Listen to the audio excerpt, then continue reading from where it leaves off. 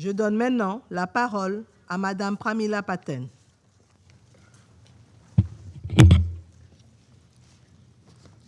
Madam President, Excellencies, esteemed civil society briefer, distinguished members of the Security Council.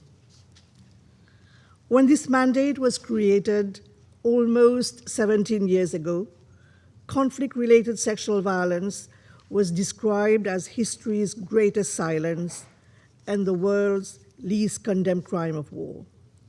Darfur and Eastern DRC were the epicenters of this crisis. Yet today, while grave protection risks remain, the DRC stands as an example that through political engagement, national ownership, and international cooperation, we can begin to bend the arc of history towards progress. The silence can be broken and crimes can be condemned, with 35 arms bearers convicted for sexual violence just last year and reparations paid to survivors in line with court decisions. Medical, psychosocial, and livelihood support was delivered to over 45,000 displaced survivors, and more than 1,000 children born of rape were recognized and registered. If this can be done in the Democratic Republic of the Congo, a situation that could not be more complex, then no leader anywhere can claim that change is beyond reach. In the report before us today, the Secretary General notes a downward trend in cases attributed to the Congolese National Police over the past 5 years. This trajectory follows the concerted engagement of the government with my mandate to enhance accountability and develop dedicated roadmaps for the security sector.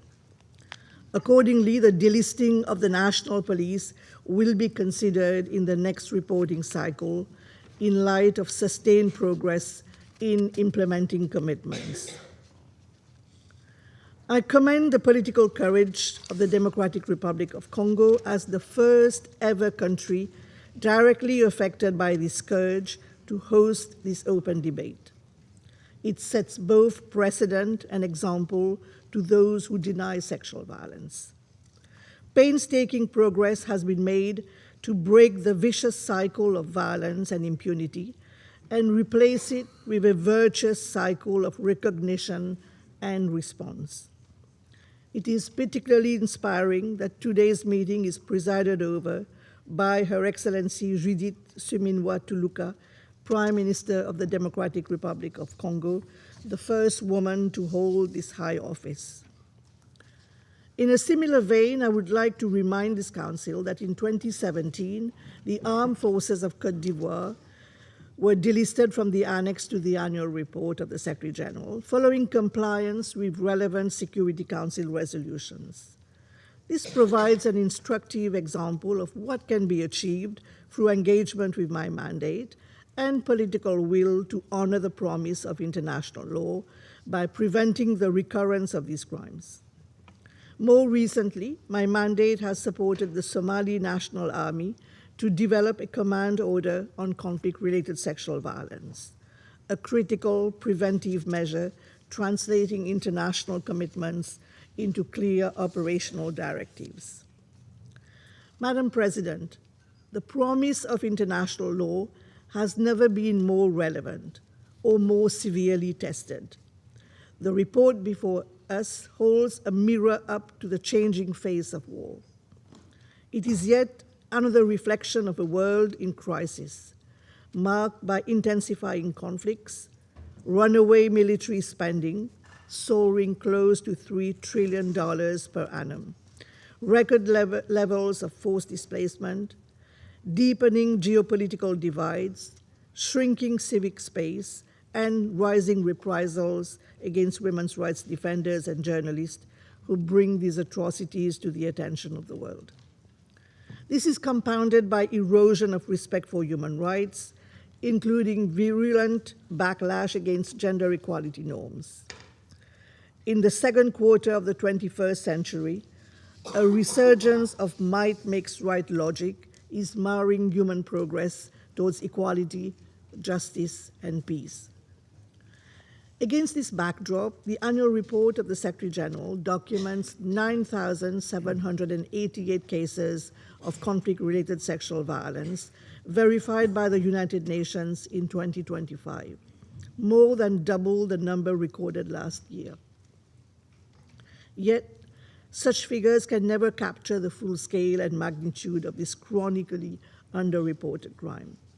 The data represents only the cases the United Nations was able to verify despite access constraints, insecurity, collapsed systems of care, mission drawdowns, and entrenched social stigma.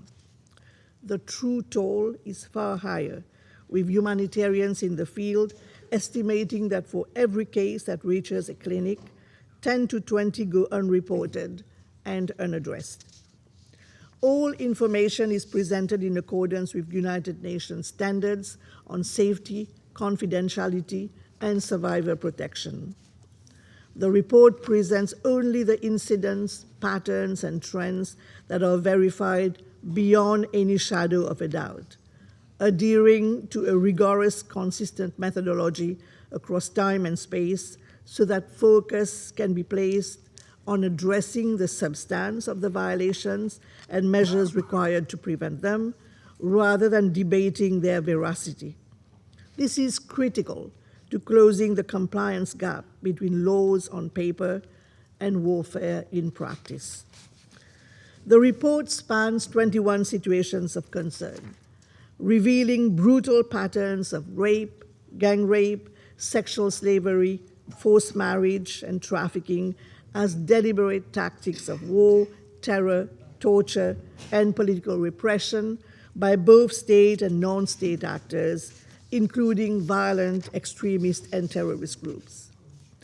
The highest number of UN-verified cases were recorded in the Central African Republic, in the DRC, Colombia, Haiti, and Sudan.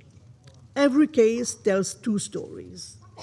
One of the failure of systems to protect civilians at risk, and another of the climate of impunity that emboldens the perpetrators.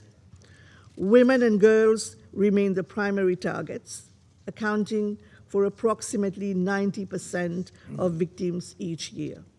Men and boys were particularly exposed to sexual violence in detention as a form of punishment and humiliation, used to extract information and coerce confessions.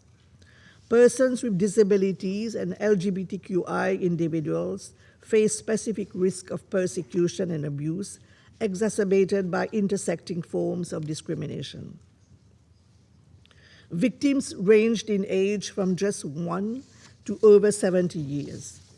Nearly 3,000 of these cases were committed against children, representing a 37% increase from last year and inflicting enduring generational trauma. These acts are not incidental, but integral to the repertoire of military aggression and terror. They are used to advance wider geopolitical goals, driving forced displacement, punishing perceived opponents, altering demography, and fracturing families, communities, and futures. These crimes ruin lives and fuel conflict. They can no longer be dismissed as collateral damage or the random, opportunistic excesses of a few renegades claiming the spoils of war. They are a calculated assault on human dignity, community cohesion, and collective security. They rank among the gravest violations of international humanitarian and criminal law, for which no amnesty or immunity is permissible. Across multiple contexts, we are witnessing alarming trends, such as displaced and refugee women and girls being exposed to heightened risk, including abduction and trafficking, with ramifications for regional security. It is estimated that 1 in 5 displaced or refugee women caught up in conflict suffer sexual violence. yet less than 1% of humanitarian aid is dedicated to addressing it. Sexual violence, including forced prostitution and trafficking, continues to be a chronic feature of the political economy of war, used to consolidate control over contested territory and lucrative natural resources. In the digital sphere, sexual violence is used as part of extortion strategies to generate revenue for armed groups, with sexually explicit threats used to target and silence women activists online. Incidents of sexual violence have become not only more widespread in number, but more brutal in nature, accompanied by extreme physical violence, including killings to silence victims before they can bear witness. Victims have also taken their own lives in the wake of these assaults, which were too often met with social stigma rather than solidarity and support. In Haiti, a 19-year-old woman who was gang raped in 2023 committed suicide after being raped again in 2025 in an unrelenting climate of fear. The illicit proliferation of small arms and light weapons continues to fuel sexual violence in 70 to 90% of cases. The formal justice system remains inaccessible for many survivors owing to distance, insecurity, and a lack of legal aid, resulting in recourse to customary and traditional dispute resolution, which often prescribes marriage between victim and perpetrator as a so-called settlement. Overall, the level of compliance by parties to conflict with existing obligations remains low, and hence use of targeted sanctions is needed to raise the cost of these crimes as a form of deterrence to leverage behavioral change. The report lists a total of 77 parties in its annex, 62 of which are non-state actors. More than 65% are persistent perpetrators, meaning they have appeared on the list for 5 or more years without taking any corrective action. Pursuant to Resolution 2242 of 2015, such parties are barred from contributing troops or police to UN peacekeeping operations. New listings this cycle include non-state actors in the Democratic Republic of Congo and Haiti, and 2 state actors in Israel and the Russian Federation. At this time last year, both state parties were put on notice due to protection concerns, including patterns of sexual violence and systematic denials of access to independent UN monitors. The Secretary General formally communicated to both parties on 11th of August 2025 the measures that are needed to be taken, namely cessation of violations, unimpeded access for UN monitors, zero tolerance, prevention, non-recurrence, and justice and accountability.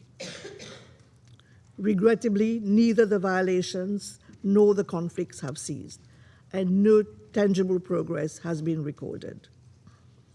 In the case of the Israeli armed and security forces, patterns of rape and other forms of sexual violence persist, primarily in detention settings, but also at checkpoints and during military operations, with an increase in the number of verified cases, despite victims being pressured not to report abuse. The Russian armed forces continue to be implicated in patterns of sexual violence, primarily against prisoners of war and civilian detainees, but also against civilians living in the temporarily occupied territories since their invasion of Ukraine in 2022. Madam President, I want to be clear. The list is not and was never intended to be a political instrument. It is a protection tool. Inclusion on the list is not an endpoint, but an opportunity for engagement. My door remains open to all parties to support the adoption and implementation of time-bound commitments to strengthen prevention, oversight, protection, justice, and accountability. The aim is not simply to document and attribute violations, but to end them. Likewise, we do not compile these reports simply to count the number of victims. We compile them because the victims are counting on us. They are counting on this council to turn documentation into accountability, rights into protection, and atrocities into assistance, to chart a path to peace out of the wreckage of war. There are many different stories behind the data, but they all tell the same truth. It is not that international law is inadequate, but that it is inadequately respected and enforced. Indeed, the report is a litany of broken bodies, broken lives, and broken laws. In every violation, it records the broken promise that even wars have limits, and international law will shield civilians from the effects of hostilities. So let us ask, can civilians and survivors count on this council? In Haiti, where gang rape is rampant as a tool of territorial control and collective punishment, where children have been raped in front of their family members, including 3 boys aged between 9 and 12 years who were raped alongside their mother and grandmother. Or in Sudan, where women and girls have been raped in streets and public squares and continue to be sexually assaulted based on ethnic identity, with racial slurs and hate speech being used to dehumanize victims during RSF attacks. This has left survivors and children born of rape facing rejection and abandonment while the humanitarian system is depleted of resources. In Eastern DRC, where a 20-year-old woman was abducted by an armed group, held for several months and raped repeatedly until she contracted HIV. Or in Myanmar, where a woman was raped during a military raid and escaped the soldiers, only to encounter another cruel reality: closed clinics, harassed health workers, and the stark choice between suffering in silence or risking retaliation.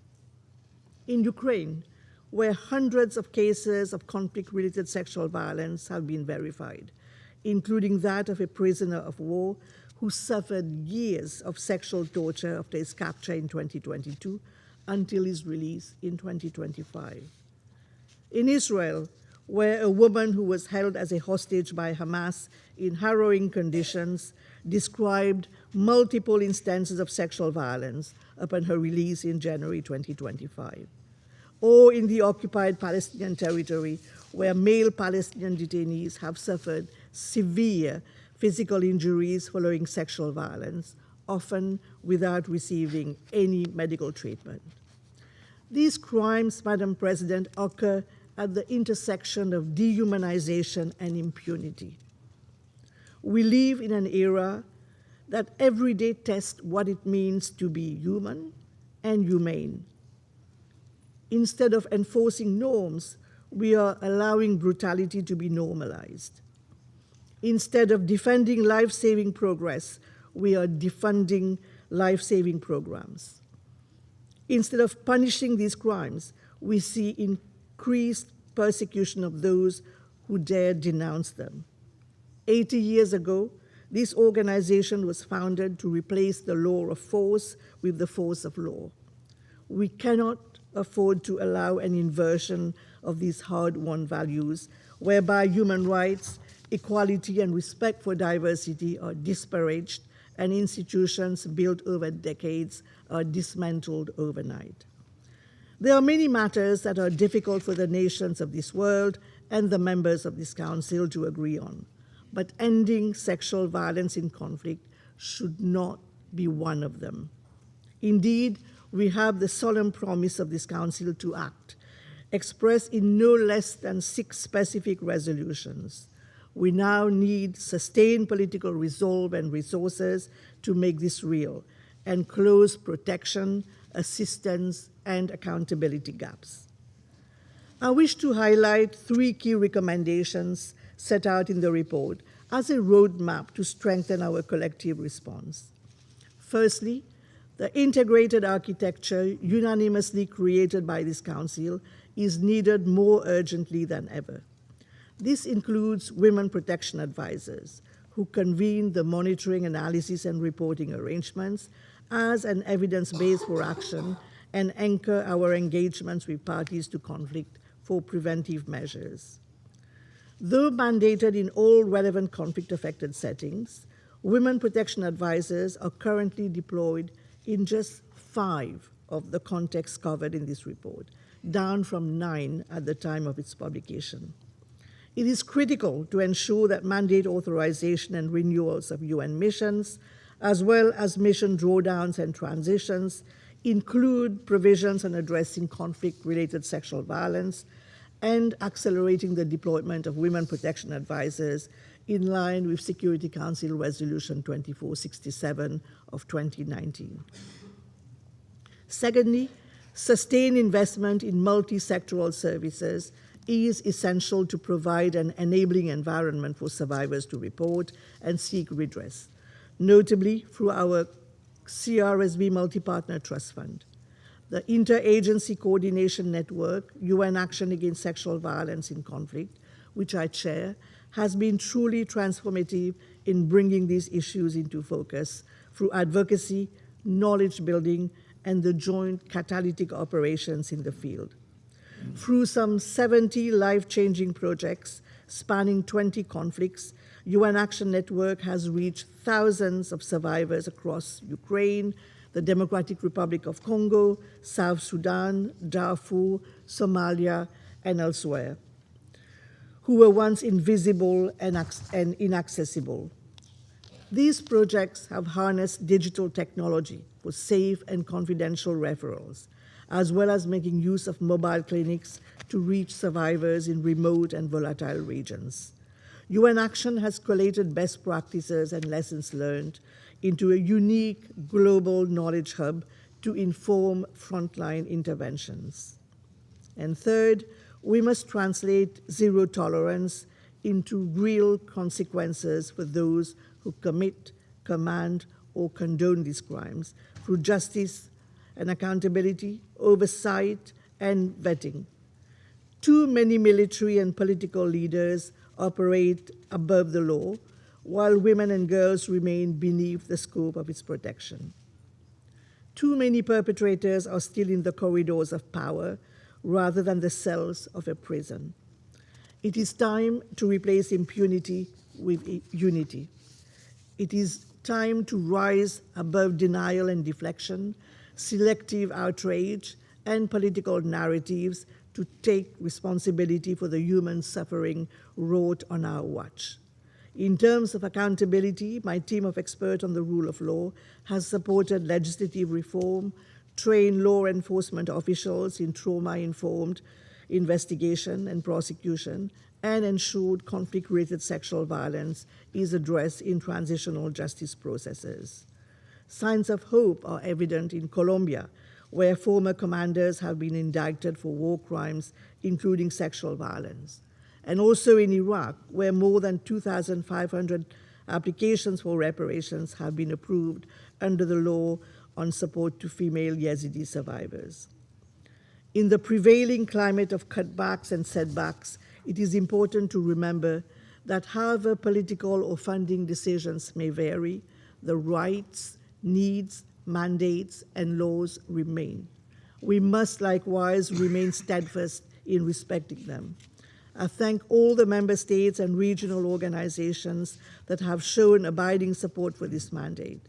There are now 117 national action plans and 13 regional plans on women, peace, and security, covering more than 2 billion women and girls globally. You can count on my mandate to continue to do its part to strengthen conflict-related sexual violence prevention and response as a core pillar of peace building. Even after the horrors I have witnessed during nearly a decade at the helm of this mandate, Madam President, I remain hopeful, inspired by the resilience of survivors and their faith in the rule of law. I have seen firsthand survivors become leaders, isolation become solidarity, reparations become a reality, and courage outlast cruelty. Yet, I also know that international law is not self-executing. It requires moral clarity and political courage to realize it in practice, not one day, but right now. The UN Charter and the Women, Peace and Security Agenda are our last best hope for a better world, where bodies are no longer used and abused as battlefields, and innocent civilians can sleep not under the shadow of violence, but under the cover of justice. Thank you.